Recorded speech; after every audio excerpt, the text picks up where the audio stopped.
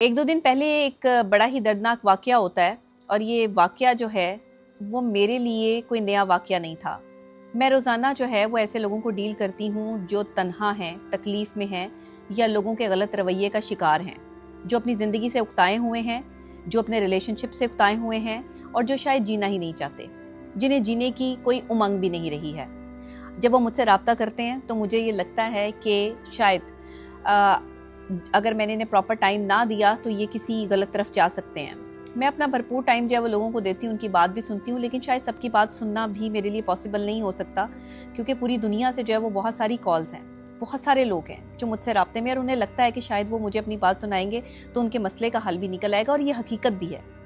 जो शख्स जिस मरहलों से गुजरा हो, एक तो उसका एक्सपीरियंस और फिर उसकी तालीम जब उसके साथ रिलेट करती हो तो आप उस शख्स पर एतबार कर सकते हैं, एतमाद कर सकते हैं, वो एतबार के काबिल है। क्योंकि एक तो उसकी एक्सपर्टीज़ जो है वो नफ्सियात में है, वो आपकी बीमारियों को, नफ्सियाती मराहिल को समझ सकता है, वो एक डॉक्टर है। और दूसरे ये कि अगर वो ख़ुद भी इंसान जो है वो इन सब चीज़ों को फेस कर चुका हो, अच्छाई को, बुराई को, लोगों के रवैयों को, तो फिर बड़ा आसान हो जाता है किसी का भी इलाज करना, किसी को भी अच्छा मशवरा देना या किसी के लिए भी जो है वो आसानी पैदा करना। अभी मैं देख रही थी मुल्तान में नौजवान ने खुदकुशी की और एक मैसेज छोड़ दिया अपने घर वालों को कि मेरी लाश आकर मेरे ऑफिस से ले जाना। इब्तदाई इत्तलात के मुताबिक जब नौजवान की मामलात और इन्वेस्टिगेशन की गई तो इन्वेस्टिगेशन से पता चला कि वो नौजवान अच्छा खासा पैसा कमाता था, उसे कोई कमी नहीं थी पैसों की, किसी किस्म की जो है वो पैसों का मामलात नहीं थे और कारोबार अच्छा चल रहा था। और ये कारोबार जो है वो अपने जो एक कहते हैं ना कि मामू के साथ मिलकर कर रहा था और प्रॉपर्टी का कारोबार था। नौजवान की कुछ अर्सा पहले जो है वो पसंद की शादी हुई थी और वो अपने वालिदैन के हमरा जो है वो एक जॉइंट फैमिली सिस्टम में रहता था। शादी के बाद बेगम का मुतालबा था कि मुझे जॉइंट फैमिली सिस्टम में नहीं रहना, मुझे अलग करो, और वालिदैन जो है वो दूसरी तरफ से बाकायदा तौर पे बेटे को अलग करने के लिए तैयार नहीं थे। नौजवान पिछले काफ़ी दिनों से बेगम और वालिदैन के दरमियान कॉकटेल बना हुआ था। ना वालिदैन मानते थे और ना ही बेगम मानती थी। नौजवान के लिए बीवी और वालिदैन में से किसी एक को रखना भी बड़ा मुश्किल था, क्योंकि वालिदैन को बुढ़ापे में छोड़ के नहीं जा सकता था और बीवी जो है वो मानने के लिए तैयार नहीं थी कि उसने उनके वालिदैन के साथ रहना है। अब तक की तफ्तीश में कुछ ऐसे सामने आया और करीबी रिश्तेदारों और दोस्तों के मुताबिक भी नौजवान की किसी से ना तो कोई दुश्मनी थी, ना उसको कोई तकलीफ थी, ना वो कोई डिप्रेशन का मरीज था, ना कोई और मामला थे।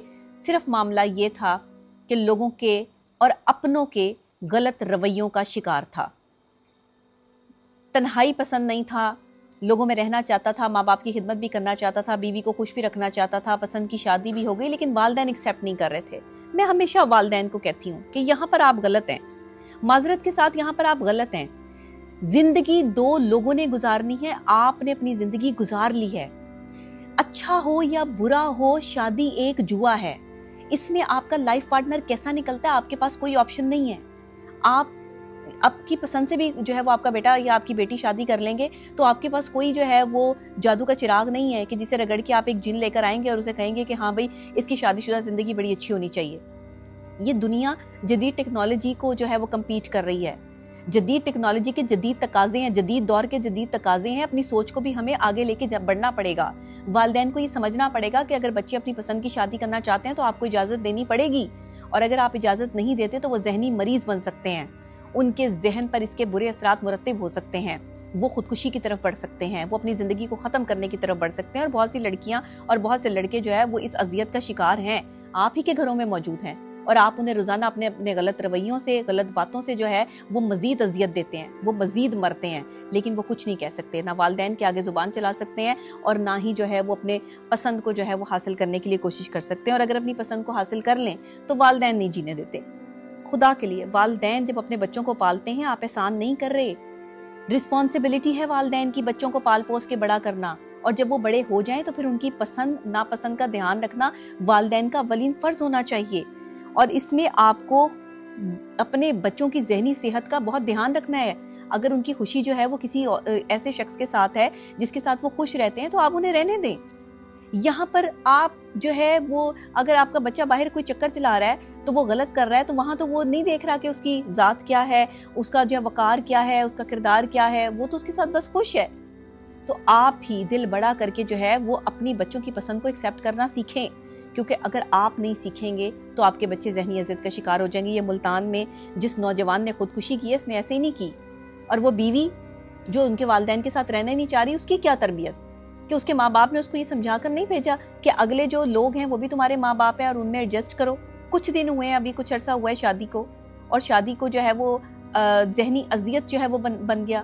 بیوی جو ہے وہ کہتی ہے میں نے ماں باپ کے ساتھ نہیں رہنا، ماں باپ کہتے ہیں کہ ہم نے بیٹے کو الگ نہیں کرنا۔ دیکھیں بوڑھے ماں باپ کہاں جائیں گے؟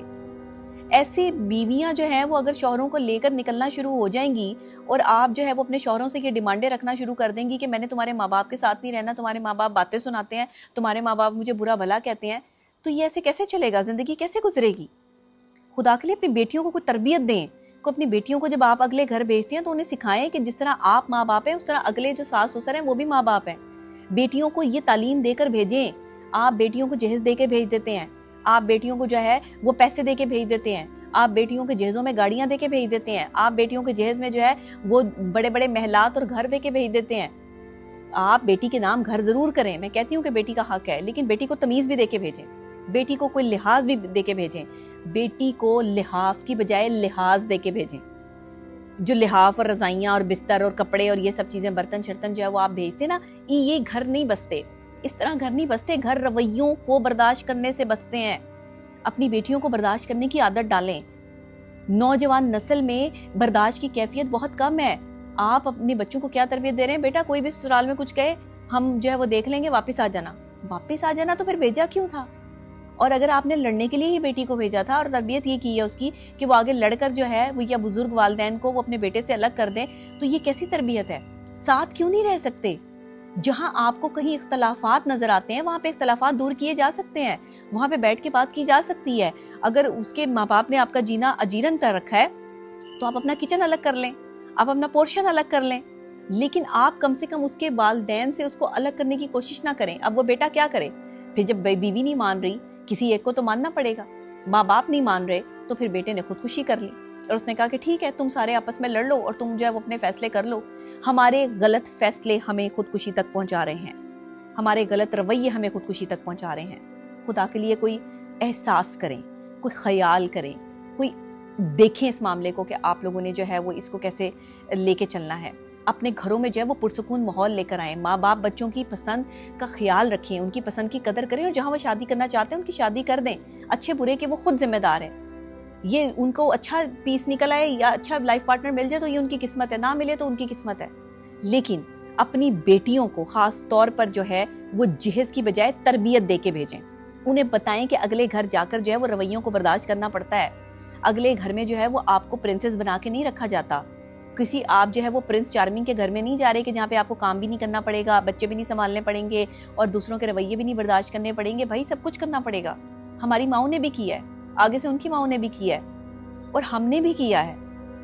اب ہماری بعد جو جنریشن آ رہی ہے اگر وہ نہیں کر رہی تو اس کا مطلب ہے کہ ہم نے انہیں تربیت ہی نہیں دی، ہم انہیں تربیت دینا چاہتے نہیں ہیں، اسی لیے گھر ٹوٹ رہے ہیں۔ عدم برداشت ہے، برداشت کی کمی ہے عورتوں میں۔ میں ہمیشہ کہتی ہوں مرد سمجھانے کی کوشش کرتا ہے عورت کو، ماں باپ کو، لیکن ماں باپ اور عورت کے درمیان میں جو ہے وہ مرد ایک کاکٹیل بن جاتا ہے۔ جس طرح یہ ملتان کا لڑکا جس نے خودکشی کی ہے وہ ایک کاکٹیل بن گیا۔ وہ کیا کرتا؟ وہ مرتا نہ مرتا تو کیا کرتا؟ اس کے پاس کوئی آپشن نہیں بچی تھی، نہ بیوی کو چھوڑ سکتا تھا، بچہ تھا، ابھی بچہ جو ہے وہ بیٹی پیدا ہوئی تھی، اور نہ جو ہے وہ ماں باپ کو چھوڑ سکتا تھا، بوڑھے ماں باپ نے پال پوس کر جوان کیا تھا، اس قابل بنایا تھا۔ تو یہ نہ کریں۔ بیویاں ماں باپ کو چھوڑنے کی شرط بیچ میں مت رکھیں، میں آپ کو بتا رہی ہوں، چاہے ماں باپ جیسے بھی ہیں آپ کو گزارا کرنا پڑے گا، نہیں تو پھر یتیم خانے میں جائیں، وہاں سے کوئی لڑکا پکڑیں اور اس سے شادی کر لیں جس کے آگے پیچھے کوئی نہ ہو۔ جن لڑکیوں نے جو ہے وہ جوائنٹ فیملی سسٹم میں نہیں نہ رہنا، جن کی تربیت جوائنٹ فیملی سسٹم کی نہیں ہوئی وہ کسی یتیم خانے سے لا کر جو ہے وہ لڑکے سے شادی کریں جس کے آگے پیچھے کوئی نہ ہو، یا جس کے ماں باپ ہی نہ ہو، جس کے بہن بھائی نہ ہو، جس کا کوئی تعلق نہ ہو۔ بھائی خاندان، پاکستان میں 2 خاندانوں میں شادی ہوتی ہے، 2 لوگوں میں شادی نہیں ہوتی۔ آپ کو یہ باتیں سمجھنی پڑیں گی، اگر آپ نہیں سمجھیں گے تو آپ تھک جائیں گے، زندگی سے تھک جائیں گے، اور پھر ملتان میں جس طریقے سے ایک نوجوان نے خودکشی کی، آپ بھی کل کو اسی طرف چل پڑیں گے۔ ڈپریشن اور سٹریس لیول اتنا بڑھ جائے گا کہ شاید کوئی ڈاکٹر بھی اس وقت ساتھ نہیں دے پائے گا۔ اپنے رویوں کو بہتر کریں، مردوں کو پریشان کرنا چھوڑیں۔ مردوں کی اور بڑی ٹینشنز ہیں، عورتوں کو چاہیے کہ مردوں کا ساتھ دیں، مردوں کے لیے آسانی پیدا کریں اور مردوں کے آگے بحث مت کیا کریں۔ آپ اچھی بیوی تب ثابت ہوں گی جب آپ اپنے شوہر کی بات مانیں گی، اور اپنے شوہر کو اپنے ماں باپ سے الگ کرنے یا اپنے بہن بھائیوں سے الگ کرنے کی کوشش نہ کریں. میرا آپ کو میسج ہے. اگر آپ سمجھ جائیں تو بہتر ہے, اگر آپ مجھے برا بھلا کہیں تو بھی بہتر ہے. لیکن میں یہ سمجھتی ہوں کہ اگر آپ سمجھ جائیں گی تو آپ کی زندگی آسان ہو جائے گی, ورنہ شوہر سر پہ نہ رہے تو ایک عورت جو ہے اس کا سائبہ ہٹ جاتا ہے, اس کی پروٹیکشن ختم ہو جاتی ہے, وہ کچھ نہیں رہتی, صفر ہے آپ, جب آپ کے ساتھ کسی مرد کا ساتھ نہیں ہے. یہ میں اتھینٹکلی آپ کو کہہ رہی ہوں, آپ آزما کے دیکھ لیں.